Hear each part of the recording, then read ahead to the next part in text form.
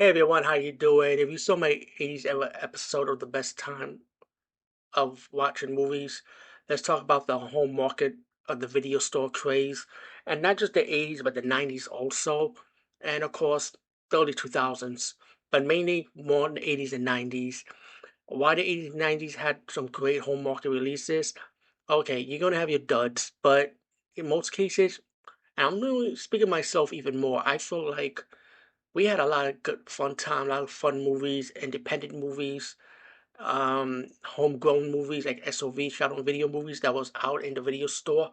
And very rarely I was able to rent them because they came like in Betamax, if I'm correct. And my uncle had Betamax and he had a VHS. So it was a win-win for me. I could go to his house and watch Betamax because that was the first time I ever saw an viral horror movie hosted was in the Betamax video cassette.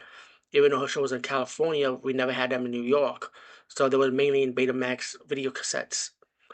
But they made a slew of horror movies, action martial arts movies, bad ninja movies, B movies, especially Chinese martial arts movies, chopped sake kung fu movies in the video store. And of course, I'll talk about another episode when we had the TV era or what we of growing up. But that'll be another episode, another time. But we're gonna talk about the video store era. I was always at the video store renting movies like every freaking Saturday or Friday. I'll be the first one online waiting for the video store to open up at 11 o'clock. I was so much of a regular. The guy looked at me like, "Oh boy, here you go again. Look at you." And I would rent a lot of movies, man, and especially anime. I also rented anime, which I didn't know it was Japanese cartoons. I just thought it was like a cool cartoon for grown-ups. You know, it had nudity, it had crazy violence, which I won't get into details in this episode. Another episode I will. But good times, man, good times.